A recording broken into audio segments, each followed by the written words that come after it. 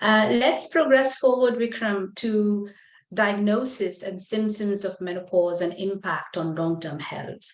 So, in our research, what women have said, do you know it's not really a diagnosis? And I guess what they mean is that it's a retrospective diagnosis in terms of where you are in that stage. So, what I would love for you to help focus us on is what is important for women to know around the clinical diagnosis of menopause. And again, to remind viewers, we are talking about naturally healthy women going through natural menopause. Lots of women feel that, gosh, my doctor didn't ask me for blood tests.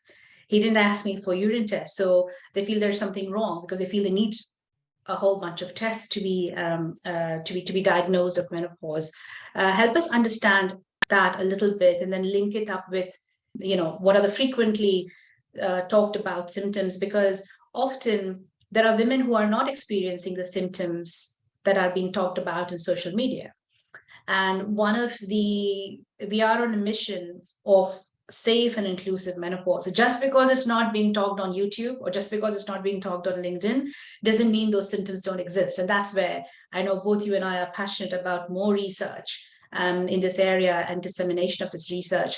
So help us understand how you, as a doctor, when somebody comes to you and says, these are my symptoms, how do you approach it in your personal practice? I guess that would be the best way for us to understand. Right, Jyoti. So let's focus on the variation first. So a woman who is going through menopause has a unique experience. Everyone's menopausal transition is different. And you're right that there are a lot of women out there. And in fact, when I say women, we are covering individuals who can have menstruation and individuals who can go on to experience menopause across ethnicities, across different genders. If you have gone through the transition and have symptoms, it may be that you have no or minimal symptoms. So not everyone's menopause is bad or severely affected with symptoms. Yes, there will be women. In fact, I have colleagues in my own workplace who will say, I never had any symptoms at all, or even if they were, I never noticed them and they did not bother me, which is great. If you have that sort of a situation where your body has adjusted quickly to the change in hormone, you can't be more luckier. But there will be significant proportion of women, 70–80%, who will be bothered by symptoms. The lack of estrogen, the lack of progesterone, the lack of testosterone will cause some or other symptoms. And for about a third out of those 80%, the symptoms will be quite severe. So they cannot function on a day-to-day basis because the symptoms really get them flat, they are tired, they're exhausted, and there are, of course, multiple symptoms which we'll talk about. So this variation exists, and therefore to say that everyone will be stereotyped or in one particular bracket is not correct. Then let's move on to what are those symptoms. Symptoms will mainly affect women who have sudden menopause most severely. So surgical menopause, early menopause, premature menopause, medically induced menopause. These are happening at a younger age, and they are usually happening in a narrow time window. And so these are the group of women who will experience most severe and most significant symptom. Women beyond 50, there is a variation. There'll be some who will still have quite severe symptoms. Many will have mild to moderate symptom because they've had a little bit of gradual process of going through the menopause. Symptoms can affect head to toe. If you go on the internet, there are at least 30 plus, 35 plus symptoms which are attributed to menopause. The most common one that most women will present with: hot flushes, night sweat. So often I'm asked, what is a hot flush? I so much hear about it, but can you tell me what a hot flush is? And sometimes it's very difficult to describe because it's a little bit of variation in how women perceive a hot flush, but it's sudden sensation of warmth. You feel quite warm around your neck area, around the back of your head. Sometimes it starts from the chest and the trunk goes to the peripheries and the head, or vice versa. It may start as a very warm, flushed sensation around your head and then go to the rest of the body. And as the flush comes to an end, you feel very chilly. You suddenly start feeling shivery and chilly. That's how women describe the sensation most of the time. Sometimes they may see a change in color of their skin. They may become very red, or they may start perspiring quite heavily. So that's just for people who want to know what a hot flush is. Hot flushes, night sweats, Sometimes that has an impact on sleep, but the sleep may be disturbed on its own. Quality of sleep goes down. Mood will fluctuate. Low mood, depressive thoughts are very common. Anxiety becomes very high, heightened anxiety and difficult thoughts all the time. Feeling less satisfied with how you're getting on, feeling less satisfied with work and life in general is common. Then, of course, there are joint pains, headaches, sometimes feeling very exhausted, tiredness. All this can have a direct or indirect impact on libido, interest in sex. Local symptoms can be bladder urgency, vaginal dryness, painful sex. All those will be together the most common symptoms. And I'll stop there because there are so many else you can add. But generally, most women will be covered if we look at these basic symptoms. Diagnosis, one doesn't need to do any blood test for diagnosis. If you're above 45, you have any of these symptoms, there's no other medical explanation. This is a phase of life. You don't need to have blood tests. And why do we say that? It's because the blood test will be so variable in the first 4 or 5 years when you're going through perimenopause or soon menopausal, that your estrogen will be close to zero on the day, 100 the next day, close to zero on third day, 500 the next day. When are you going to catch for the blood test? Because it will vary so much. So doing blood tests will not tell me what you're going through or what your symptoms are.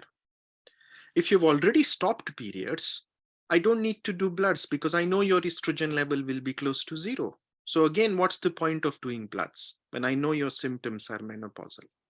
So that's why we don't say, don't do any expensive blood test. Don't go through these panels of different bloods and different estrogens and progestogen types, which are very offered nowadays commonly in the private sector. There is no clinical evidence to it. And I don't want to criticize anybody's practice, but if we have evidence that certain hormone testing helps manage menopause better, all of us will adopt it in future. Right now, there is no scientific evidence to doing that. So anybody above 45, typical symptoms, no other medical explanation, there's no need of blood tests. You can be offered HRT or non-HRT interventions for symptoms straight away. If you're below the age of 45, we do tend to advise bloods because the diagnosis can be early menopause or premature menopause, and it may be confused with other forms of hormone issues or symptoms. So between 40 to 45, it would help to have your bloods. Below the age of 40, we certainly recommend estrogen FSH levels so that we definitely make a correct diagnosis, as it has a lot of implications for later health. Yeah, and I'm so glad you said that, Vikram, in terms of doing blood tests. I think speaking to women, I think the myth comes from when you're pregnant, you do blood tests to confirm your pregnancy. So women make that connection to menopause and they say, if I'm not getting my blood test done, then I'm not entirely sure. And if we really peel that, beneath that, Vikram, is really that denial. This is what we've experienced, that women are, because nobody wants to be called menopausal. I've mentioned that before. It's not a great experience as a woman to know that you're not fertile anymore. But I love that you said this, and I think both of us were at the International Menopause Congress in Lisbon earlier this year, where I think it was one of the keynotes that a researcher from Australia said, do not waste your money on these hormone testing kits. And again, not criticizing any of the startups who have hormone testing kits, but there is scientific evidence on how your hormones are getting absorbed at the cell and tissue level. And we really want to bring that to women and make sure that they are being discerning about where they are, putting their resources and money when they're thinking about menopause. I think you've preempted some of my questions when it comes to diagnosis and symptoms. So thank you for that. In terms of long-term health, there could be, and I love the point you made around variation. Not everybody's menopause is difficult. It doesn't have to be. And I think there's some of the non-hormonal interventions, or if you had a healthy lifestyle, we see women who have been quite conscious about not smoking or not, consuming large amounts of alcohol. They see a relatively easier transition. So I love the fact that it's variable, and again, it's a heterogeneous experience. There is a disadvantage of being in denial, isn't there? Because if you're not accepting that you are in menopause transition, then you're not looking to take care. You're not looking to take action on it. And that is leading you to a progression of long-term health conditions or secondary health conditions that can be associated with these fluctuating hormones. I would love for you to discuss some of the common long-term health issues that women who are going through natural menopause could face and experience in their life. Yes, that's the second important bit of sort of making an early diagnosis, but also if you're going through natural menopause, seeking out what could be the impact of menopause on you in future so that you adopt certain healthy lifestyles or take some preventive measures to counteract what the lack of hormones could do for you. So I'll divide this into two groups. You have the group that's early menopause or premature menopause, so those below 45, and then the other group where it's natural menopause at the expected age between 45 to 55. Now, if you look at the early menopause and the premature menopause group, this is the most vulnerable and most at-risk group. That's because one thinks that the body has been designed to have estrogen somewhere between 12 to 50. So that those are the two age points where we think women's exposure to estrogen helps in terms of maintaining long-term health of bones, long-term health of heart, long-term health of brain, and many other body tissues, including joints, skin, muscles, and so on. So if a woman has early or premature menopause, the biggest change you see is in the three body systems, the bones, the heart, and the brain. So women who do not have hormone replacement, for example, have been studied in the long term in observational studies. And you do find they have a risk of low bone mass or low bone density. That's the osteopenia or osteoporosis. That exposes them to risk of easy fractures. Second, they do have an increased risk of heart disease unless they have had replacement of estrogen. And they do have problems with cognitive function in later life. And of course, they will find changes such as loss of muscle mass, skin issues, early changes in skin with aging. All those will be also coming side by side with these major organ systems. And that's because, again, lack of estrogen causes changes. It causes the bone to demineralize, less calcium in the bone. It causes the heart to have atherosclerosis, buildup of plaque in the blood vessels, so high risk of heart disease. Blood pressures tend to be higher. Bad cholesterol tends to be higher. That again will have impact on brain. You find that cognitive function becomes less efficient, less better as the age advances because of, again, the changes in blood vessels, the circulation to the brain. And so we know these are the group of women who, as far as possible, unless there are contraindication, should always consider hormone replacement. So that's one group. Now let's look at women who are going through this naturally at between 45 to 55. Now they've had their lifetime estrogen. So for them, they've not had lack of estrogen, just like the women who had early menopause.